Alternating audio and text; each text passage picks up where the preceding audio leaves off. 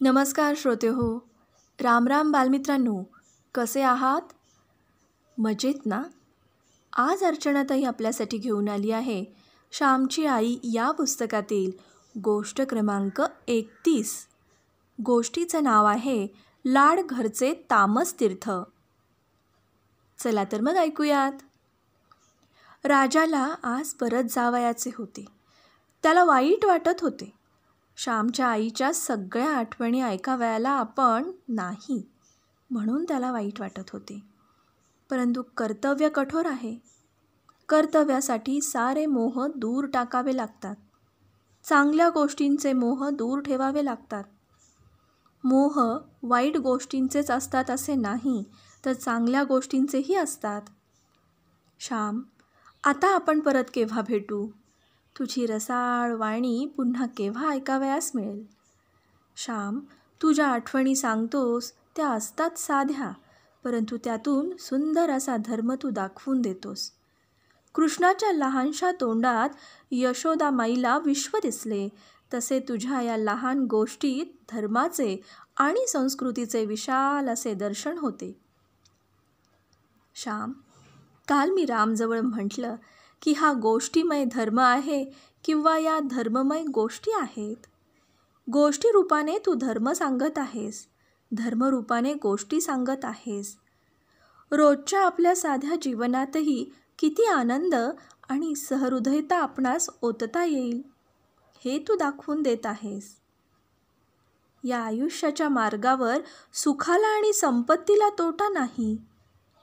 बहीण भावांचे प्रेम, गुराढोरांचे प्रेम, पशुपक्ष्यांचे प्रेम, मित्रप्रेम या सर्वांमुळे जीवन समृद्ध, सुंदर आणि श्रीमंत करता येते. श्याम, तुझ्या आठवणी ऐकता ऐकता मला कितीदा रडू आले. त्या रात्री तू प्रेमाचे वर्णन करीत होतास त्यावेळेस मला गहिवरून आले होते हो. श्याम, आता केव्हा असे ऐकावयास सापडेल? तू जणू श्यामसुंदर कृष्णाची मूर्तीच आहेस. यावर राजा, अतिशयोक्ती करण्याचा तुला सवयच आहे हो. तुझे माझ्यावर प्रेम आहे म्हणून तुला माझे सारे चांगलेच दिसते. माझ्यात एकच गुण आहे, तो म्हणजे कळकळ. या कळकळीने सारे सजून दिसते. मी कीर्तन करतो तेव्हा संगीत गायनाची उणीव मी माझ्या उत्कंठतेने आणि कळकळीने भरून काढतो. राजा, मजजवळ दुसरे काय आहे? काही नाही, खरेच काही नाही. मी आपला बोलका ढलपा, कामे तुम्ही करता. मी गोष्टी सांगाव्या, कथा सांगाव्या, शब्द वेल्हाळ आहे मी, परंतु तुम्ही कार्यवेल्हाळ आहात. राजा, मनातून मी माझे डोके कितीदा तरी तुमच्या पायावर ठेवतो. भिका, नामदेव, राम हे किती काम करतात. तुम्ही मला मोठेपणा दिलात तरी मजजवळ काही नाही हे मी जाणून आहे. तुम्ही दगडाला शेंदूर फासून नमस्कार करीत आहात. श्याम बोलत होता. इतक्यात राम आला. काय रे राम, गाडी आली की काय? श्यामने विचारले. नाही, बेत बदलला आहे. आता न जाता रात्री जायचे ठरले. रात्रीची आठवण ऐकून मगच जाऊ असे दाजी म्हणाले. राजा, रात्री जा, काही उशीर होणार नाही, राम म्हणाला. देवाची इच्छा, राजा म्हणाला. सायंकाळ झाली होती. आकाशात अनंत रंगांचे प्रदर्शन उघडले होते. लाल, निळे, पिवळे सारे रंग तेथे ओतले होते. भव्य देखावा दिसत होता. नदी तीरावर जाऊन श्याम आणि राजा गोष्टी बोलत होते. गोष्टी बोलता बोलता दोघे मुके झाले. एकमेकांचे हात त्यांनी हातात घेतले होते. नंतर हात सोडून दिले. गुराखी गाई चारून परत जात होते. कोणी म्हशीच्या पाठीवर होते, कोणी पावा वाजवत होते. श्याम, चला परत जाऊ आपण, राजा म्हणाला. राजा, असे भव्य सृष्टी दर्शन झाले म्हणजे वाटते कोठे जाऊ नये, इथेच बसावे आणि सृष्टीत मिळून जावे. सृष्टीच्या मूक अशा महान संगीत सिंधूत आपल्या जीवनाचा बिंदू मिळवून टाकावा. श्याम बोलत होता. त्याचे ओठ थरथरत होते. श्याम म्हणजे मूर्त भावना, श्याम म्हणजे मूर्त उत्कटता होती. शेवटी दोघे मित्र आले. आश्रमाच्या गच्चीवर मंडळी जमू लागली. आकाशाच्या गच्चीत एक एक तारा येता येता सारे आकाश फुलून गेले. गच्चीत एक माणूस जमता जमता सारी गच्ची भरून गेली. प्रार्थनेला सुरुवात झाली. प्रार्थना संपली. क्षणभर सारी मंडळी डोळे मिटून बसली होती. श्यामने गोष्ट सांगण्यास सुरुवात केली. आमच्या लहानपणी जेव्हा आईचे सांधे दुखत होते त्यावेळेस लाडघरच्या देवीला एक नवस केलेला होता. दापोली तालुक्यातच लाडघर म्हणून मोठे सुंदर गाव समुद्रकाठी आहे. लाडघर येथे तामस तीर्थ आहे. लाडघराजवळ एके ठिकाणी समुद्राचे पाणी लालसर दिसते, तांबूस दिसते, म्हणून त्यास तामस तीर्थ असे म्हणतात. तो देवीचा नवस कितीतरी दिवस फेडावयाचा राहिला होता. आईचे सांधे बरे झाले होते. जरी ती पहिल्या इतकी सशक्त राहिली नव्हती तरी हिंडू फिरू शकत होती.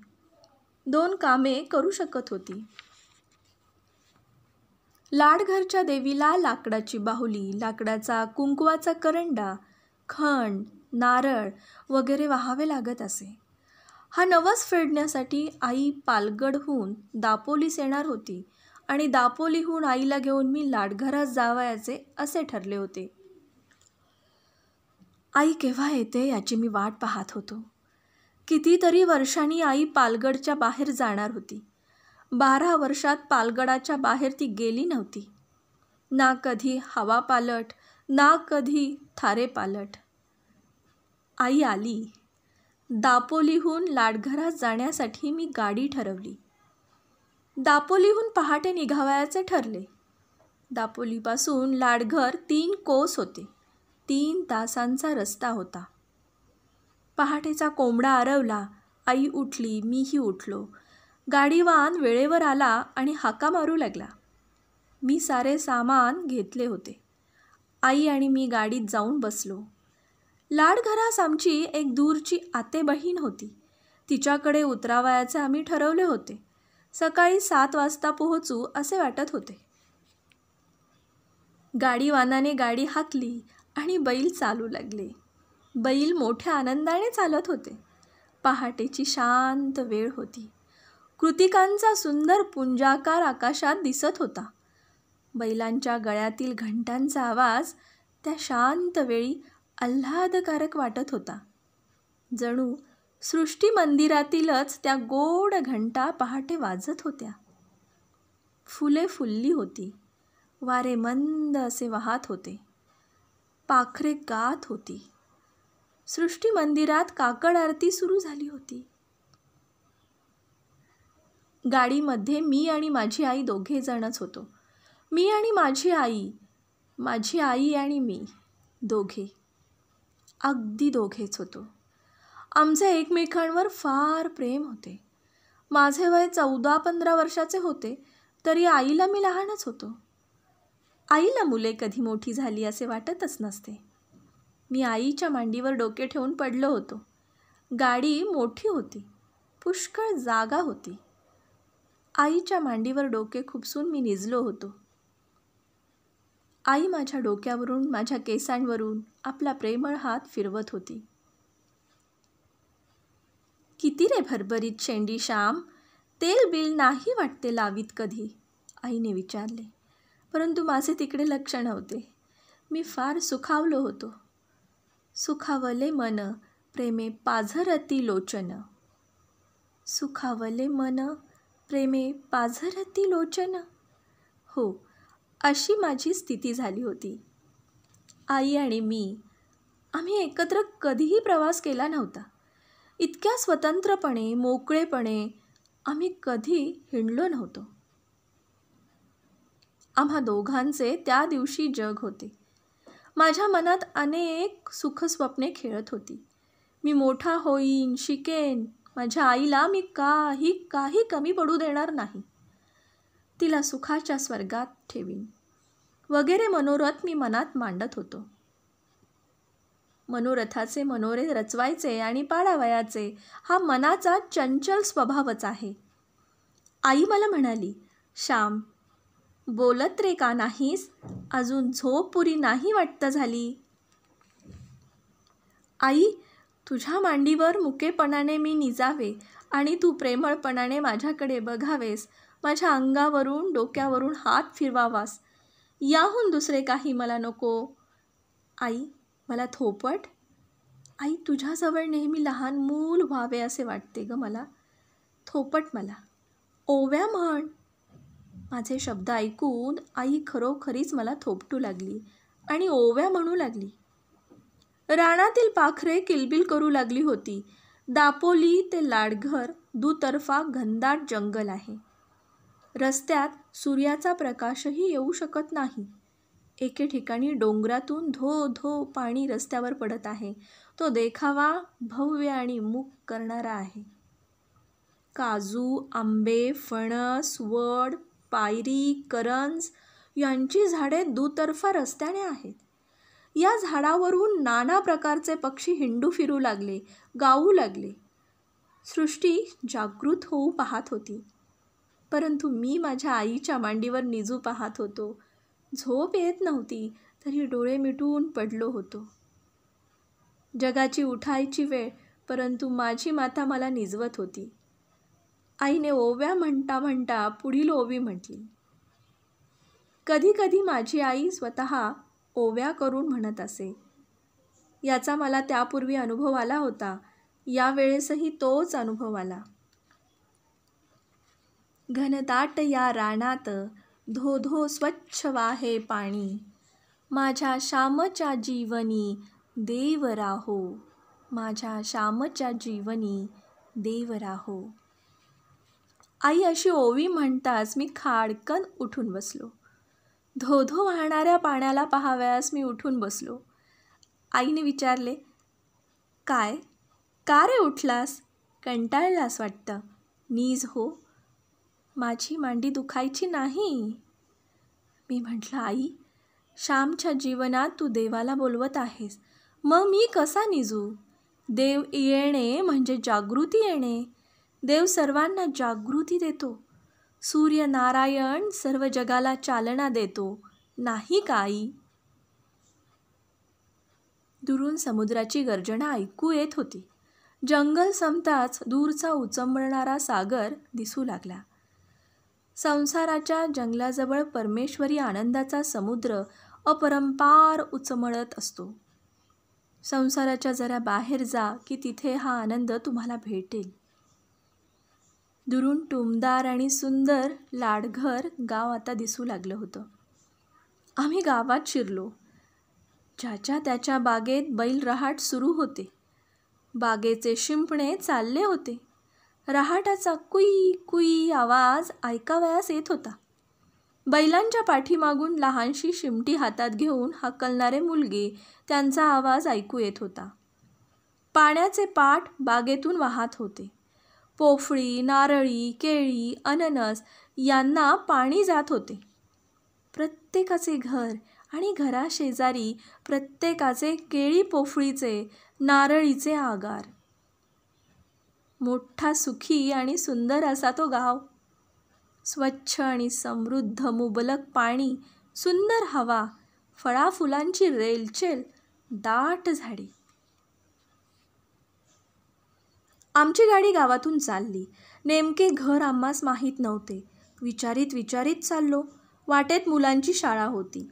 आमच्या गाडीकडे शाळेतील लहान मुले पाहू लागली. एखादी नवीन गाडी, नवीन पक्षी, नवीन मनुष्य, काहीही अपरिचित दृष्टीस पडताच मुलांची जिज्ञासा जागी होत असते. सुभाताईचे घर सापडले एकदाचे. गाडीवानाने गाडी सोडली. बैलांना बांधून चारा घातला. आम्ही घरात गेलो. सुभाताईला मी कधीही पूर्वी पाहिले नव्हते. आईने सुद्धा कितीतरी दिवसांनी तिला पाहिले. माझी आई सुभाताईपेक्षा वयाने वडील मोठी होती. आईच्या मोठ्या मुलीसारखी सुभाताई शोभत होती. आईला एकदम पाहताच चकितच झाली. वहिनी ये, किती ग वर्षांनी आपण भेटतो आहोत. अशा गोड शब्दांनी सुभाताईने आईचे स्वागत केले. आणि हा कोण, तिने माझ्याकडे पाहून विचारले. आई म्हणाली, सुभे, हा श्याम हो, लहानपणी हट्ट करणारा, सर्वांशी भांडणारा तो हो. हा तुला नाही का आठवत? बराच की रे मोठा झालास, इंग्रजी शाळेत शिकतोस वाटतं, सुभाताईने विचारले. हो, मी 4थ्या इयत्तेत आहे, असे मी उत्तर दिले. त्या प्रेमळ भरल्या घरात आम्ही एकदम घरच्यासारखे होऊन गेलो. सुभाताई म्हणाली, वहिनी, समुद्रावर आत्ता स्नाने करावयास जा, म्हणजे 10-11 वाजायला परत याल. दुपारी जेवणे खाणे झाल्यावर देवीला जाऊ, म्हणजे सायंकाळी तुम्हाला परत जायला गाडी जोडता येईल. राहत तर नाहीसच म्हणतेस, एवढी आल्यासारखी 8 दिवस राहतीस तर किती चांगलं झालं असतं. मलाही बरं वाटलं असतं. सासरी राहून माहेरचा अनुभव घेतला असता. राहशील का ग? सुभे, ही गाडी परत भाड्याची ठरवली आहे. शिवाय तिकडे घरी तरी कोण आहे? लहान मुलांना ठेवून आले आहे. श्यामची ही शाळा बुडेल. पुष्कळ वर्षांनी दोघो आपण भेटलो, हेच पुष्कळ झाले हो. मग आत्ताच आम्ही समुद्रावर जाऊन येतो, आई म्हणाली. आम्ही कपडे घेतले. सुभाताईचे यजमान आमच्याबरोबर निघाले. गाडी जुंपली. गाडी जोराने निघाली. समुद्र जवळ होता. समुद्राच्या आजूबाजूनेच रस्ता होता. आम्हाला तामस तीर्थावर जावयाचे होते. मी समुद्राकडे सारखा पाहत होतो. माझ्या चिमुकल्या डोळ्यांनी त्याला जणू पिऊन टाकत होतो. अफाट सागर, अफाट सागर, अनंत सिंधू, ना अंत ना पार. खाली निळा पाण्याचा समुद्र आणि वर निळा आकाशाचा समुद्र. आमची गाडी योग्य ठिकाणी आली. सुभाताईचे यजमान आणि आम्हीही खाली उतरलो. कोठे स्नान करावयाचे ते त्यांनी आम्हास दाखवले. समुद्राच्या लाटा तेथे उसळत होत्या. तेथील वाळूही जरा लालसर आहे असे वाटत होते. येथेच लाल पाणी का बरे, असा सुभाताईंच्या यजमानास मी प्रश्न विचारला. ते म्हणाले, देवाचा चमत्कार, दुसरे काय. आई म्हणाली, येथे देवाने राक्षसास मारले असेल म्हणून हे पाणी लाल झाले. सुभाताईचे यजमान म्हणाले, हो, तसा तर्क करावयास हरकत नाही. लंगोट लावून मी समुद्रात शिरलो. लहान लहान लाटांबरोबर मी खेळू लागलो. फार पुढे मी गेलो नाही. समुद्राचा आणि माझा फारसा परिचय नव्हता. आई गुडघ्याहून थोड्या जास्त पाण्यात जाऊन बसली. अंग धुवू लागली. समुद्र शेकडो हातांनी हळूच गुदगुल्या करावयास हसत हसत, खेळत खिदळत येत होता. पायाखालची वाळू लाट माघारी जाताच निसरत होती. आम्ही मायलेकरे ईश्वराच्या कृपा समुद्रात डुंबत होतो. पाणी खारट होते, तरी तीर्थ म्हणून आई थोडे प्यायली आणि तिने मलाही प्यावयास लावले. आईने समुद्रात फुले वाहिली, हळद कुंकू वाहिले. समुद्राची तिने पूजा केली. 4 आणे समुद्रात फेकून दिले. मोत्यांच्या राशी ज्याच्या पोटात आहेत त्या रत्नाकराला आईने 4 आणे दिले. ती कृतज्ञता होती. चंद्र सूर्य निर्माण करणाऱ्या देवाला भक्त काडवातीने निरांजनाने ओवाळतो. स्वतःच्या अंतःकरणातील कृतज्ञता आणि भक्ती काहीतरी बाह्य चिन्हात प्रकट करावयास मनुष्य पाहत असतो. त्या अनंत सागराला पाहून थोडी त्यागबुद्धी नको का शिकायला. कोरडे नेसून पुन्हा आम्ही गाडीत बसलो. गाडी घरी आली. तो 12 वाजावयास आले होते. भूक भरपूर लागली होती. सुभाताईने पाणी वगैरे घेऊन तयारी केलीच होती. तिच्या यजमानांचे स्नानसंध्या देवता अर्चन पहाटेच होत असे. पहाटे सारे करून मग ते बागेच्या आगाराच्या कामाला लागत असत. आम्ही जेवावयास बसलो. जेवण अत्यंत साधे परंतु रुचकर होते. सुभाताईने तेवढ्यातल्या तेवढ्यात आमच्यासाठी खांडवी हे साधे पक्वान्न केले होते. नारळाचा अंगरस काढला होता. नारळाची चटणी होती. प्रत्येक पदार्थाला नारळाने रुची आली होती. वांगी आणि त्यात मुळ्याच्या शेंगा अशी भाजी होती. ती मोठी झकास झाली होती. घरचे लोणकडे तूप होते. श्याम, श्लोक म्हण चांगलासा, आई म्हणाली. मी केऊरान विभूषयंती पुरुष हा संस्कृत श्लोक म्हटला. सुभाताईच्या यजमानास माझा श्लोक फार आवडला. इंग्रजी शाळेत जातोस तरी श्लोक म्हणायला लाजत नाहीस वाटतं. अलीकडच्या मुलांना 4 श्लोकही चांगले पाठ येत नाहीत. तुझा नंबर कितवा आहे श्याम? त्यांनी मला विचारले. 2रा, मी सांगितले. वा, चांगला हुशार दिसतोस, ते म्हणाले. सुभाताईचा मुलगा 5 वर्षाचा होता. मुलगी 2-2.5 वर्षाची होती. मुलगा मधू वडिलांजवळ बसला होता. त्यानेही एक चांगला श्लोक म्हणून दाखवला. श्याम, खांडवी घे हो आणखी, लाजू बिजू नकोस, सुभाताई म्हणाली. श्याम मुळी साऱ्या जगाचा भिडस्त, येथे नको हो लाजायला श्याम, आई हसत म्हणाली. माझी आई ही जेवावयास बसली होती. सुभाताई तिला प्रेमाने म्हणाली. वहिनी, तू आपली सावकाश जेव, त्यांना जाऊ दे उठून. साऱ्यांची जेवणे झाली. ओल्या पोफळीतील सुपारी सुभाताईने आईला दिली. मी सुपारी खात नसे, परंतु ओल्या सुपारीतले खोबरे कुरतडून खाल्ले. सुभाताई आणि आई या दोघींनी आवराआवर केली. दोघीजणींनी जरा अंग टाकले आणि दोघीजणी बोलत होत्या. सुभाताईच्या मुलग्याबरोबर मी आगारात गेलो. आगारातील मजा पाहत होतो. कितीतरी केळी प्रसवल्या होत्या. केळीच्या दात्यांची पखरण पडली होती. केळीच्या दात्यांची चटणी करतात, परंतु फार असले म्हणजे त्यांना कोण विचारतो. केळफुलाची एक एक पारी उघडत होती आणि केळ्याची फणी बाहेर पडत होती. पेरूचे झाड होते, त्यावर मी चढलो. पोपट बसले होते त्याच्यावर. एक सुंदर असा पेरू पोपटाने टोचला होता. आम्ही तो पाडला आणि खाल्ला. इतक्यात सुभाताईने हाक मारली, म्हणून मी घरात गेलो. मधूही पाठोपाठ धावत आला. श्याम, त्या पपनशीवरची 2-3 पपनसे तोडून आण. 2 येथे फोडू आणि 1 बरोबर घेऊन जाऊ. गाडीत खायला होईल, सुभाताईने सांगितले. कोठे आहे झाड, असे मी विचारताच, चल मी दाखवतो मामा, असे म्हणून मधू मला माझा हात धरून ओढू लागला. पपनशीच्या झाडावर पिवळी पिवळी नारळाच्या सुखडी एवढी पपनसे लटकलेली होती. आमच्या घरी लहानपणी पपनसे होती, परंतु तिला तितकी मोठी फळे येत नसत. मी झाडाच्या बाजूनी चढून 2-3 पपनसे पाडली. पपनसे घेऊन आम्ही घरात गेलो. मी अशी सूचना केली की रानात देवाला जावयाचे, तेथेच पपनसे फोडावी, रानात मज्जा येईल. परंतु सुभाताई म्हणाली, रानात आपण ओला नारळ आणि पोहे खाऊ, पपनसे आता येथेच फोडू. पपनसे फोडण्यात आली. गाडीवानालाही नेऊन दिल्या फोडी. फारच गोड होती पपनसे. देवीला जायची वेळ झाली. मी गाडीवानास उठवले. सुभाताई, तिची मुले, मी, माझी आई सारी गाडीत मावलो. गाडी मोठीच होती. गावाबाहेर टेकडीच्या पायथ्याशी ती देवी होती. आईने देवीची पूजा केली. लाकडी बाहुली, करंडा, बांगड्या तिच्या पायावर वाहिल्या. खणा नारळाने देवीची ओटी भरण्यात आली. साऱ्यांनी कपाळाला अंगारा लावला आणि घरच्या माणसांसाठी कागदाच्या चिटोऱ्यात आईने पुडी करून अंगारा घेतला. मग आम्ही वनभोजन केले. नारळ, पोहे, गूळ. रानात गंमत वाटली. रानात नेहमी मज्जा वाटते. मनाला प्रसन्न आणि मोकळे वाटते. वनभोजने, तेथे घरच्या भिंती नसतात. विशाल सृष्टीच्या विशाल घरात आपण असतो. तेथे संकुचितपणा नाहीसा झालेला असतो.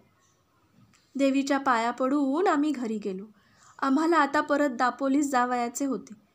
दापोलीहून रात्री बैलगाडीने आई परत पालगडला जाणार होती. आम्ही तयारी केली. मी सुभाताईला आणि तिच्या यजमानांना नमस्कार केला. तू दापोलीस जवळच आहेस, एखाद्या रविवारी यावे. घरी पालगडास इतके लांब जावयाचे तर येथेच येत जा. ऐकलेस ना श्याम, सुभाताई म्हणाली. तिचे यजमान म्हणाले, श्याम येत जा रे, आम्ही काही परके नाही हो. अरे, गेल्या आल्याशिवाय ओळख तरी कशी होणार, ये हो. मी फक्त असे म्हटले. आम्ही देवाच्या पाया पडलो. देवांना सुपारी ठेवली. सुभाताईने पोफळे, 2 शहाळी, 1 मोहाचा नारळ घरी नेण्यासाठी बरोबर बांधून दिली. पपनसेही 2 घेतली. सुभे, येते हो, आई म्हणाली. आई निरोप मागू लागली. वहिनी, आता पुन्हा ग केव्हा भेटशील, सुभाताई अगदी भरल्या मनाने म्हणाली. आई म्हणाली, सुभा, देवाला माहीत केव्हा भेटू ते. अगं 12 वर्षांनी मी आज पालगड सोडून क्षणभर बाहेर पडले. जायचे तरी कोठे? येऊन जाऊन माझे 2 भाऊ पुण्या मुंबईकडं आहेत. त्यांच्याकडे गेले तर, परंतु त्यांचे संसार आहेत. त्यांना बहिणीची आठवण कुठे येत असेल एवढी? सुभे गेली 5 वर्ष सारखा हिवताप लागला आहे पाठीस. ताप आला की पडावे अंथरुणावर, घाम येऊन ताप निघाला की उठावे कामाला. घरात तरी दुसरे कोण आहे? गरिबाला दुखणी येऊ नयेत हो, पाप पचते. जिभेला मुळी चव कशी ती नसते अगं. आल्याचा तुकडा आणि लिंबाची फोड घेऊन कसे तरी 2 घास घशाखाली ढकलायचे. असो, देवाची इच्छा. आपण माणसे तरी काय करणार? दुसरे आला भोग भोगावा, आलेला दिवस दवडावा, हे सांगायचे तरी कोणाला? कोणाजवळ दुःख उघडायचे? इतक्या वर्षांनी तू भेटलीस, तुझा प्रेमळ स्वभाव म्हणून बोलावेसे वाटले. माझ्या मुलीसारखीस तू, चंद्री आणि तू खेळत असा. तुला न्हायला घातले आहे, तुला लहानपणी परकर शिवले आहेत. माझीच ग तू, म्हणून बोलले हो. जरा दुःख हलके होते, बरे वाटते. जगात आपल्या दुःखाने दुसरा दुःखी होतो हे पाहून जरा बरे वाटते. कोणाला तरी आपली कळकळ आहे, माया आहे हे जाणवते. पण मी कोणाजवळ बोलत नाही ग. एक देवाजवळ सांगावे, बोलावे असे म्हणता म्हणताच आईच्या डोळ्यांना पाणी आले आणि सुभाताईनेही डोळ्यांना पदर लावला. वहिनी, आमच्या मधूच्या मुंजीत ये हो आता. वहिनी, श्याम वगैरे मोठे होतील, मग नाही हो ते काही कमी पडू देणार. मुले आपली चांगली आहेत, हीच देवाची देणगी, सुभाताई म्हणाली. आई म्हणाली, हो हो, तेवढं सुख आहे. श्याम सुट्टीत घरी आला की माझे सारे काम करू लागतो. शाळेतही हुशार आहे म्हणतात. देव करील ते खरे. बरे, येते हो आता. असे बोलल्यावर आईने सुभाताईच्या मुलांच्या हातात 1-1 रुपया दिला. आणलेला खण सुभाताईला दिला. वहिनी, रुपया कशाला ग? सुभाताई म्हणाली. राहू दे ग, राहू दे. मी आता पुन्हा त्यांना कधी भेटेन? सुभे, तुझी वहिनी आता श्रीमंत नाही हो, असू दे हो तो रुपया, असे म्हणून मुलांच्या पाठीवरून हात फिरवून आई निघाली. आम्ही गाडीत बसलो. मायलेकरे पुन्हा गाडीत बसली. गाडी निघाली. बैलांना परत घरी जावयाचे असल्यामुळे ते जलद जात होते. परंतु आता चढाव होता, येताना उतार होता. बैलांना हळूहळू जाणे प्राप्त होते. गाव सुटला आणि गाडी नीट रस्त्याला लागली. सायंकाळ होत आली होती. सारा समुद्रच तामसतीर्थ झाला होता. फार सुंदर देखावा. सूर्य अस्तास जात होता. त्याच्याकडे डोळे पाहू शकत होते. तो आता लाल लाल गोळा दिसत होता. समुद्र त्या दमल्या भागलेल्या सूर्याला सहस्त्र तरंगांनी स्नान घालावयास उत्सुक होता. बुडाला. सूर्य बुडाला. तो लाल गोळा समुद्रात पडला. त्यावेळेस हिरवे निळे सारे दिसले. रात्रभर समुद्राच्या कुशीत निजून तो दुसऱ्या दिवशी परत येणार होता. दोन्हीकडे किर्र झाडी लागली. मधून मधून आकाशात तारे दिसू लागले. रात्रीच्या वेळी जंगलातून जाण्यात फारच गंभीरता वाटते. रातकिडे ओरडत होते. दुरून समुद्राची गर्जना ऐकू येत होती. माय लेकरे गाडीत बोलू लागली. आई, पुन्हा आपण अशीच दोघे केव्हा बरे कोठे जाऊ? तुझ्याबरोबर मी कधी कधी हिंडलो नव्हतो. आई, तुझ्याबरोबर हिंडावे आणि प्रेम लुटावे असे वाटते ग. मी आईचा हात हातात घेऊन म्हटलं. आई म्हणाली, तुम्ही मोठे व्हा, मग तुमच्या रोजगारावर मी येईन. मग मला पंढरपूर, नाशिक, काशी, द्वारका सगळीकडे हिंडवून आणा हो. तुझे आजोबा काशीला जाऊन आले होते. हे सुद्धा नाशिक, पंढरपूरला जाऊन आले आहेत. परंतु मी कोठे जाणार आणि कोण नेणार? अंगणातल्या तुळशीजवळच माझी काशी आणि माझे पंढरपूर. आपल्यात म्हण आहे ना, काशीस जावे नित्य वदावे, यात्रेचे ते पुण्य घ्यावे. जाईन जाईन म्हणत राहिल्यानेही गेल्याचेच पुण्य लागते. फक्त म्हणावे तरी जाईन जाईन, त्यानेही पुण्य लागते असे म्हणतात. अंगावर पाणी घेताना हर हर गंगे म्हणावे. विठोबा आणि विश्वेश्वर, गोदा आणि गंगा आपल्या अंगणात आपल्या घरी आहेत. गरिबासाठी ही सोय आहे बाळ. आपण समजावे तसे. आपण कोठे जावयाचे हिंडायला. सावकाराचे गुमास्ते तर सारखे घरी धरणे धरून बसतात. वाटते नको नको हे जिणे, पुरे हा संसार. कुठल्या यात्रा आणि बित्रा. अरे ही संसार यात्रा हीच मोठी यात्रा. हो, या यात्रेतूनच भरल्या हातानी अब्रूनिशी मला डोळे मिटू दे म्हणजे झाले रे भगवंता. डोंगरावर धोधो पडणारे पाणी, त्याच्याजवळ आम्ही आलो होतो. आईच्या डोळ्यातूनही शांत प्रवाह होता. गालांवर घळघळत होता. त्या पवित्र गंगा यमुना मी माझ्या माथ्यावर घेतल्या. मी माझे तोंड आईच्या पदरात घुसवले. आई, तुम्हाला हवी आहेस. आम्हाला तुझ्याशिवाय कोण, खरेच कोण ग. मी तुझ्यासाठी शिकतो. तू नाहीस तर कोणासाठी शिकावयाचे, कोणासाठी जगावयाचे. आई, तुला देव नाही होऊन येणार, असे म्हणून मी आईला घट्ट धरून ठेवले. जणू त्यावेळीच मृत्यू तिला न्यावयास आला होता आणि म्हणून मी तिला पकडून ठेवत होतो. श्याम, देव करतो ते सारे बऱ्यासाठी. तुम्ही चांगले व्हा म्हणजे झाले, आई म्हणाली. आता गाडीत कोणी बोलत नव्हते. आईच्या मांडीवर भक्तिप्रेमाने, कृतज्ञतेने, सर्व कोमल भावनांनी उचपळून मी माझे डोके ठेवले होते. मी थोड्या वेळाने पुन्हा आईला म्हटलं, आई, तू लहानपणी एक गोष्ट सांगत असे. एका भिकाऱ्याचा मुलगा आपल्या झोळीतील 4 दाणे रस्त्यावर टाकी. सकाळी त्या दाण्यांचे सुंदर सोन्याचे पीस होई. आई, आपलेही तसेच सारे चांगले होईल, हो की नाही? आपले दारिद्र्य जाईल आणि चांगले दिवस येतील. श्याम, देवाला काय अशक्य आहे? तो रात्रीचा दिवस करतो, विषाचे अमृत करतो. सुदाम्याला देवाने सोन्याची नगरी नाही का दिली? परंतु आपण साधी संसाराची माणसे, आई म्हणाली. आई, देवाची कृपा नेहमीच असते, होय ना? गरिबी आली, अपमान झाले, हाल अपेष्टा भोगाव्या लागल्या, तरीही ती कृपाच असे म्हणतात. ते खरे का ग? मी प्रश्न विचारला. बाळ, तुझ्या अडाणी आईला नाही रे समजत सारे. देव जे जे करतो ते बऱ्यासाठी, एवढे मात्र मला एक माहीत आहे. मी तुला लहानपणी मारले ते तुझ्या बऱ्यासाठी ना. मग माझ्याहून कितीतरी पटींनी देव दयाळू आहे. त्याच्यावर विश्वास ठेवावा. विषाचा पेला देव, अमृताचा देव, कशाचाही देव, त्याच्यावर श्रद्धा असावी. आई जणू श्रद्धोपनिषदच गाऊन राहिली होती. एकदम माझे लक्ष समोर गेले. आई, वाघ वाघ, मी घाबऱ्या घाबऱ्या म्हटलं. काय तेजस्वी डोळे आणि भव्य पण भेसूर मुद्रा. काय ती ऐट. उजवीकडच्या जंगलातून डावीकडच्या जंगलात तो शिरला. रंगभूमीवर नट येतो आणि जातो तसेच त्याने केले. माय लेकराच्या प्रेमाच्या गोष्टी ऐकायला का तो आला होता? देवाची करुणा पटवून द्यावयाला का तो आला होता? माझ्या आईवर पशुपक्षी प्रेम करीत, गाई, गुरे, मांजरे प्रेम करीत. मांजराची गोष्ट मी शेवटी सांगणार आहे.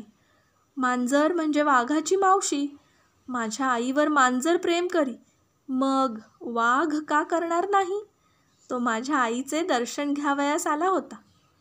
क्रूरपणा दूर ठेवून नम्रपणे वंदन करावयास तो आला होता. हळूहळू दापोली गाव आले. दूरचे दिवे लुकलुक लुकलुक दिसू लागले. रात्री 9 वाजता आम्ही घरी येऊन पोहोचलो.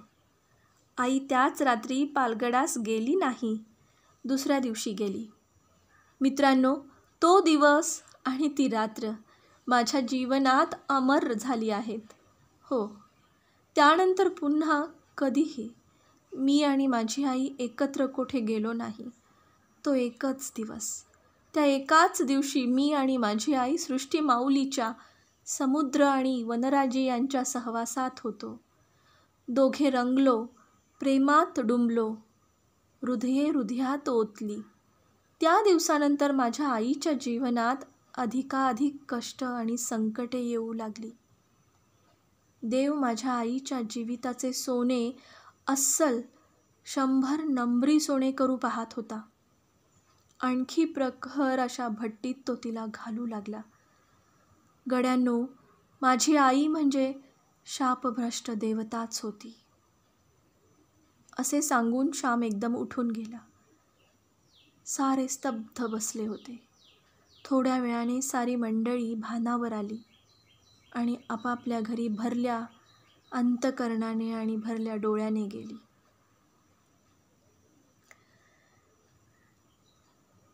बालमित्रांनो,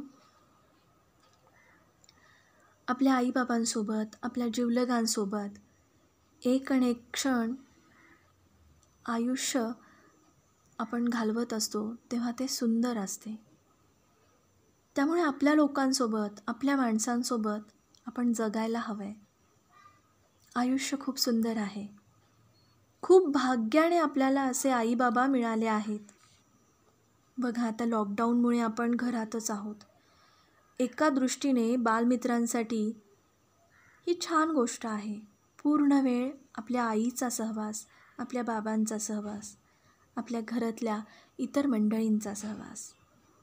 तेव्हा हे क्षण तुमच्या आयुष्यातील सुवर्ण क्षण, उत्तम आठवणीचे क्षण होतील असे पहा. बालमित्रांनो, गोष्ट आवडली का? श्रोते हो, श्यामची आई या पुस्तकातील गोष्ट क्रमांक 31, गोष्टीचं नाव लाडघरचे तामसतीर्थ. ही गोष्ट आत्ताच आपण ऐकलीत. गोष्ट सांगितली अर्चना अभिजित भांडारकर. बालमित्रांनो, म्हणजेच तुमच्या अर्चनाताईने.